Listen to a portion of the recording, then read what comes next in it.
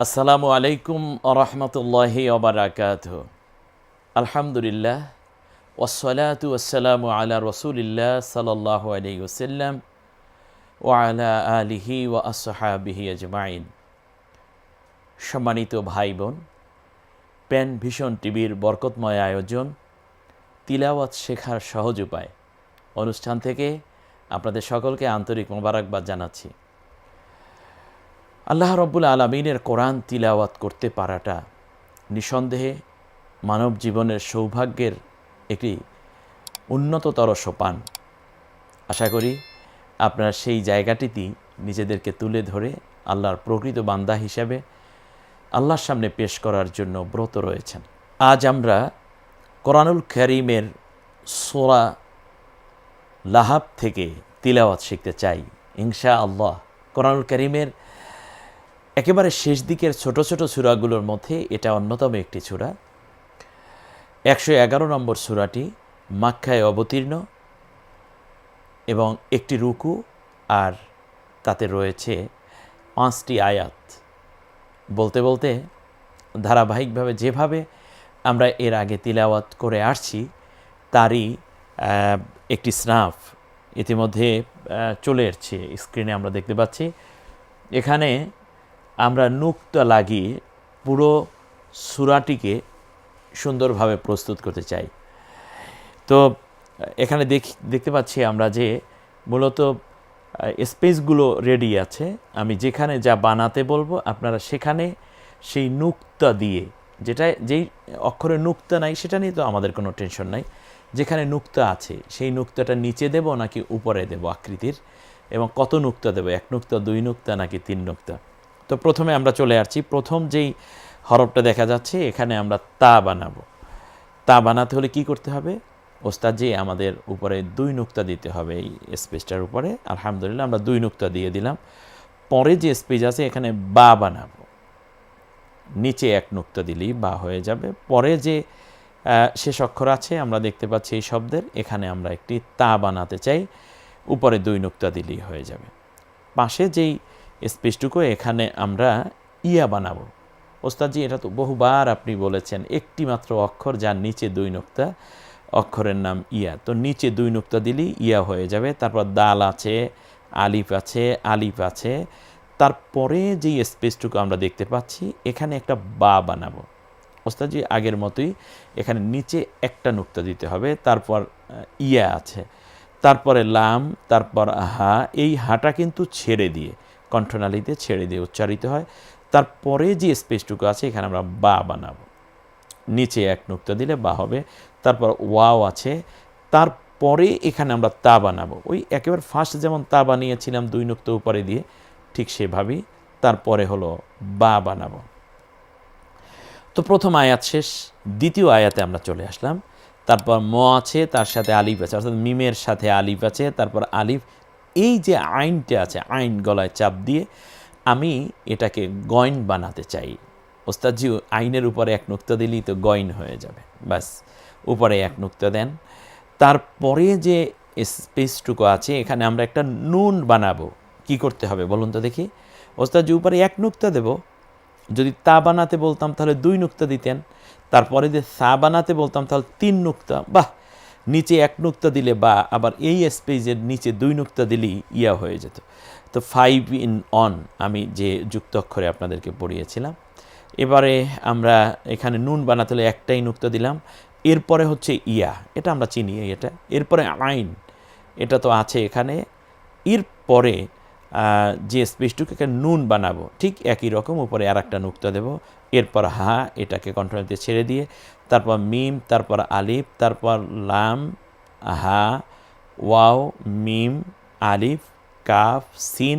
একেবারে শেষে গিয়ে এটাকে বা বানাবেন, নিচে 1 নুক্তা দিতে হবে, কারণ এর আগে আপনারা বা বানিয়েছেন। এরপরে হচ্ছে সিন আছে, এরপর যে স্পেসটুকু আছে এখানে আমরা ইয়া বানাবো। ওস্তাদের সহজ হিসাব, নিচে 2 নুক্তা দিতে হবে। এরপরে সদ, লাম, ইয়া। তারপর এই যে জায়গাটি এখানে আমরা নুন বানাবো, উপরে 1 নুক্তা দিতে হবে। তারপরে আলিফ, তারপর র, র এর সাথে আলিফ আছে। এরপরে আছে দাল। আমি এই দালটাকে দাল বানাবো, কি করতে হবে? ওস্তাদজি একেবারে সোজা, উপরে এক নুক্তা দিলেই দাল হয়ে যাবে, কারণ দালে কোনো নুক্তা নাই, দালের উপরে এক নুক্তা দিলে দাল হয়ে যায়। তারপরে আলিফ, তারপর তা বানাবো। হ্যাঁ, কোনো অসুবিধা নাই ওস্তাদজি, এখানে উপরে 2 নুক্তা দিব। তারপর লাম, হা, বা,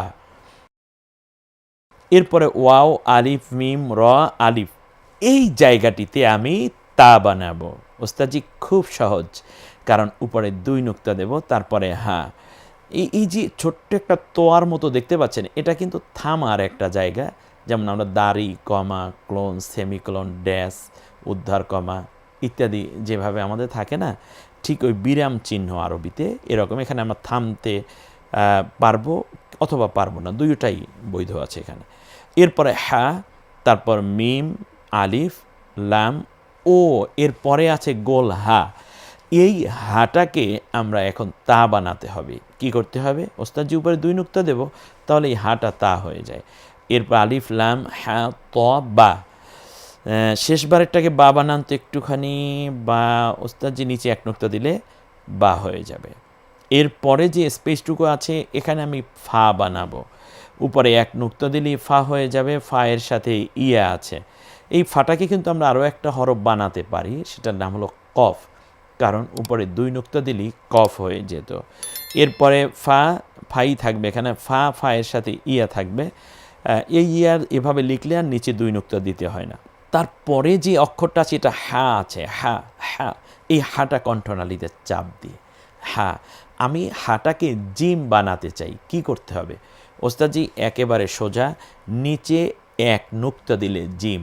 আচ্ছা, আমি যদি খ বানাতে চাইতাম তাহলে কি হতো? ওস্তাদজি এটাকে তাহলে উপরে 1 নুক্তা দিতে হতো, আর কোনো নুক্তা না থাকলে হা।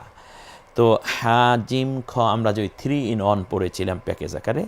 তো আমি যদি এটা জিম বানাতে চাই তাহলে কি করতে হবে যেন?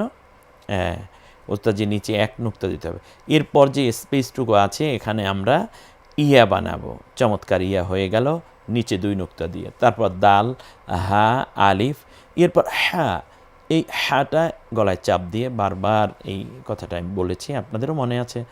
হা, এরপরে হলো এই স্পেসটুকুতে আমরা বা বানাবো। চমৎকার ওস্তাদজি, কোনো কথা নেই, আমরা এটাকে নিচে 1 নুক্তা দিলেই বা হয়ে যাবে। তারপরে লাম, তারপর মিম, তারপরটাকে নুন বানাবো।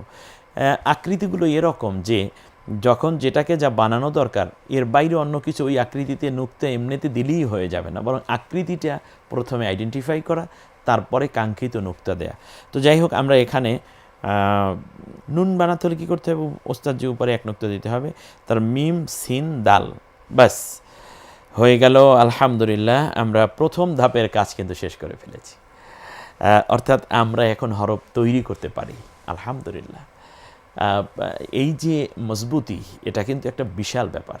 তার কারণ আপনি ফাউন্ডেশন, আমি আরও মনে হয় কোনো এক এপিসোডে বলেছিলাম, আমাদের কাছে অনেক শিক্ষার্থীরা কিছুটা অভিযোগ করেন এভাবে যে ওস্তাদজি আমি তো আগে পড়েছিলাম, এখন ভুলে গেছি, 2 খতম দিয়েছি, কিন্তু এরপর এখন আর মনে নেই। না, আপনি ভুলেছেন মানে হচ্ছে ওই যে 2 খতম করেছেন সেটাও ভালো ছিল না, অর্থাৎ আপনি বুঝে বুঝে খতম দেননি, ওখানে সমস্যা ছিল। আপনি জীবনে অনেক বিষয় শিখেছেন যা কোনো দিন ভুলে যাননি, কিন্তু কোরআনটা বলেছেন কেন? আমি ও জায়গাটি আইডেন্টিফাই করি, মূলত এই কাজটুকু করার চেষ্টা করছি। আপনারা আমার সাথে থাকবেন, পেন ভিশনের সাথে থাকবেন। এখন আমরা হরফগুলো উচ্চারণ করি ও একক বলি। হ্যাঁ, আমরা এককটা বলে ফেলতে পারি। চমৎকার। তো দেখুন, চমৎকার করে চলে আসছে যে হরফগুলো আছে এইগুলোর একক বলা। ওস্তাদজি একক তো খুব সোজা, কারণ আমাদের একক হলো আরবি উচ্চারণ করতে গিয়ে যেই হরফটা আগে আসবে বাংলায়, ওইটাই হলো ওই আরবি হরফের একক। তাও তায়ের একক ত, বায়ের একক ব, আবার তায়ের একক ত, এরপরে ইয়ার একক ই, দালের একক দ, আলিফ, এরপরে আলিফ, বা, ও চমৎকার, বায়ের একক ব, ইয়ার একক ই, লামের একক ল, হায়ের একক হ, বায়ের একক ব, ওয়ায়ের একক ও, তায়ের একক ত, বায়ের একক ব। এমনি করে করে পুরো জায়গাটুকুই আমরা দেখার চেষ্টা করলাম, আলহামদুলিল্লাহ। দ্বিতীয় লাইনেও যদি আসেন, মিমের একক ম, তারপরে আলিফ আছে, আলিফের সাথে আবার আলিফ আছে, তারপরে গইনের একক গ, নুনের একক ন, এমনি করে আমরা বলতে বলতে আজকের প্রথম এপিসোড থেকে বিদায় নেব। একটা ছোট্ট করে আপনি এইটুকুকে লেগে থাকুন এবং এইটুকু ভালো করে আত্মস্থ করুন যে আমি হরফ তৈরি করতে পারি, হরফ চিনি, এবং আরবি মুক্ত অক্ষর যুক্ত অক্ষর যেহেতু চেনা হয়ে গেছে এবং একক হয়ে গেছে, এই পরবর্তী এপিসোডই আমি আপনাদেরকে নিয়ে থাকবো ইনশাআল্লাহ, যে এটাকে হরকত দিয়ে কিভাবে আমরা উচ্চারণ শুরু করতে পারি। সূরা লাহাব কিন্তু চমৎকার একটা ঐতিহাসিক প্রেক্ষাপট, আমরা সে বিষয়ে বলবো। কারণ রাসূল সাল্লাল্লাহু আলাইহি ওয়াসাল্লামের আপন চাচা, তার নামে একটা সূরা আল্লাহ তাআলা নাজিল করেছেন। রাসূল সাল্লাল্লাহু আলাইহি ওয়াসাল্লামের বিরোধিতা অনেকেই করেছে, আবু জেহেল, উতবা, শাইবা, রবিয়া, উমাইয়া বিন খালফ, এরা সহ অনেকেই কিন্তু ইসলামের বিরোধিতা করেছে, রাসূল সাল্লাল্লাহু আলাইহি ওয়াসাল্লামকে কষ্ট দিয়েছে, অপপ্রচার অপবাদ রটিয়েছে, নির্যাতন করেছে। কিন্তু আবু লাহাবের নামটা কেন আসলো?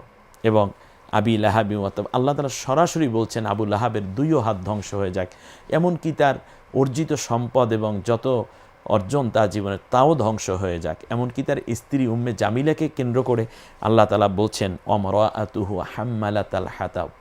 কেন এটা হলো আমরা জানার চেষ্টা করব। তবে জানার অনেকগুলো কারণ, তার মধ্যে অন্যতম একটি কারণ হচ্ছে যে রাসূল সাল্লাল্লাহু আলাইহি ওয়াসাল্লাম যে সত্য এবং তিনি যে সত্যিকারী শ্রেষ্ঠ মানব এবং তিনি যে শ্রেষ্ঠ নবী এবং শেষ নবী, এই কথাটা আবু লাহাব একেবারে যে নবী সাল্লাল্লাহু আলাইহি ওয়াসাল্লামের জন্ম থেকেই জানতো, যাতে করে রাসূল সাল্লাল্লাহু আলাইহি ওয়াসাল্লামের মর্যাদা তিনি বোঝার পরেও, তার চাচা বোঝার পরেও দেখা গেল তার বিরোধিতা করেছে এবং হাজার রকমের অপপ্রচার, অন্যায় এবং জুলুম অত্যাচার করেছে।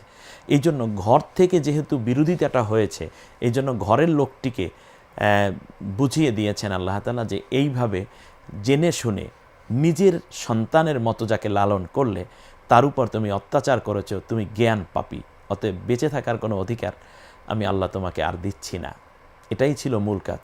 আর এখান থেকে আমরা ভালো যে বুঝতে পারবো পরবর্তী আয়াতের মধ্যে, সেটা হচ্ছে যে দ্বীনের কথা বলতে গেলে ঘর থেকেও বিরোধিতা হতে পারে।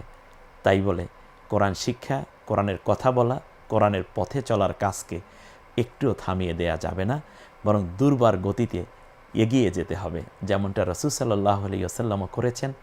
আর সেই কাজটুকুকে সহযোগিতা করার জন্য প্যান ভিশন টিভি আজকের এই সুন্দর আয়োজন করেছে। আপনারাও থাকবেন কোরআনের সাথে। পরবর্তী এপিসোডে দেখা হবে। আল্লাহ সকলকে সুস্থতার সাথে রাখুন। আসসালামু আলাইকুম ওয়া রাহমাতুল্লাহ।